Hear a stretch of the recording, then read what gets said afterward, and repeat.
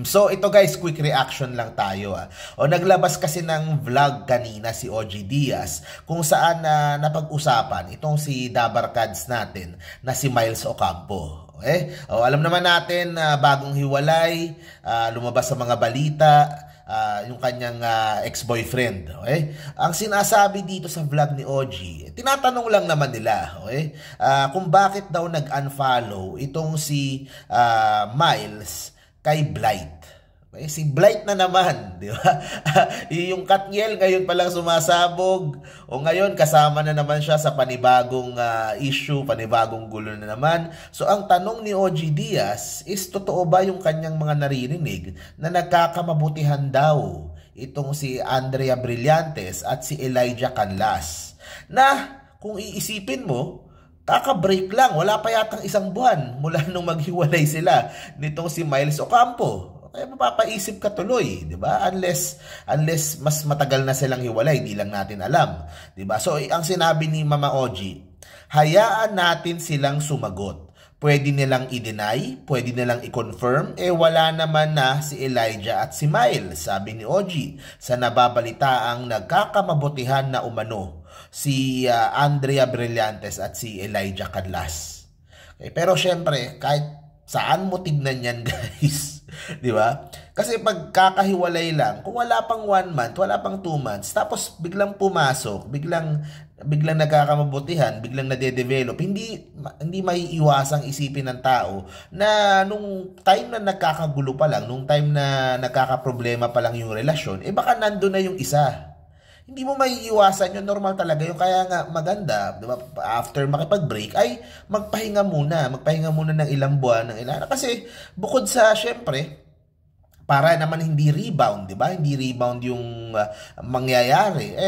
Syempre parang you leave space na baka magkabalikan pa, baka magkaayos pa. Ganyan din yan sa Katniel, di ba? Kung ngayon kung may biglang pumasok sa buhay ni Daniel na babae o kaya kay Kat may biglang manligaw, di ba? Parang ang lalabas, pwede pang magkabalikan yan, kakahiwalay pa lang, tapos papasok ka kaagad. Di ba? Kadalasan sa naghiwalay may isang party o may at least isang party na gusto pang makipagbalikan. Kung may pumasok na third party, kung saang punto man pumasok yun, di ba?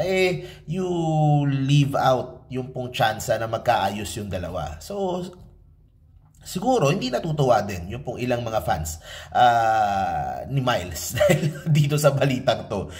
Si Tita Christy, si Nanay Christy, nagsalita ng isang araw na naawa kay Andrea kasi nadadamay na naman yung pangalan dyan, di ba? Hindi pa nga tapos yung Katniel, dito pati kay Miles Elijah, nadamay na naman. Pero pangalaw, it's one thing kapag si Nanay Christy ang nagsabi, pero pag dalawa na sila ni OG ang nagsasabi, may mga kanya-kanyang mga source yan, magkakaiba naman mga source niyan, di ba? Parang baka may something.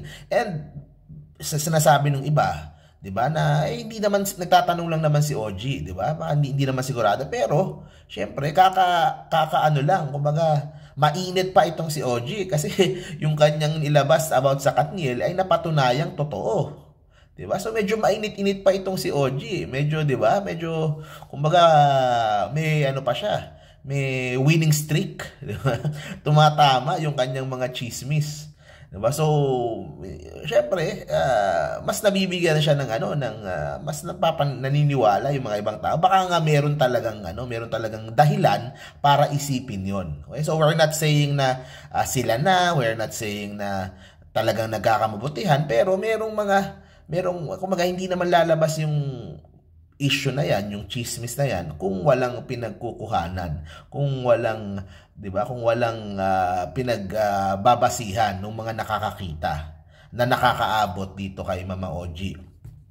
Sana lang, alam nyo, si Blight, di ba, bata pa kasi, parang, ewan ko, hindi ko alam kung medyo lost pa din pagdating sa pag-ibig o pagdating sa pero, sana mas ma-realize niya na walang magandang maitutulong, diba? Na if you get in any way involved or kahit entertain or kung ano man with someone na either in a relationship or pahiwalay pa lang or kahihiwalay lang.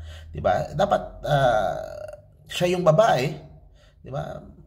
Ano niya, syempre magkaano din siya sa mga kapwa niya babae na lalo na yung sa ex ng mga nalilink sa kanya na wag nang 'di ba? Siya na yung lumayo, siya na yung i-deny niya kaagad.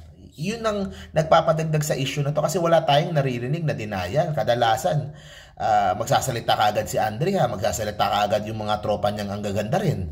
'Di ba? Silang apat, 'di ba? Ang bilis magsalita, ang bilis magano. Kay Richie nga, binaon nga nila si Richie sa lupa eh. 'Di ba?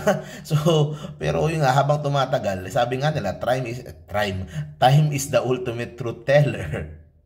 Hindi bata pa si Andrea. Naintindihan ko naman. Sana lang mas ma-realize nga niya na syempre babae din siya. Itong mga ex ng mga lalaking mga nasabi ko, mga babae din, 'di ba? Mas ilagay niya yung sarili niya doon sa paan ng mga ex na yon, sa paan ni Catherine o sa paan ni Miles.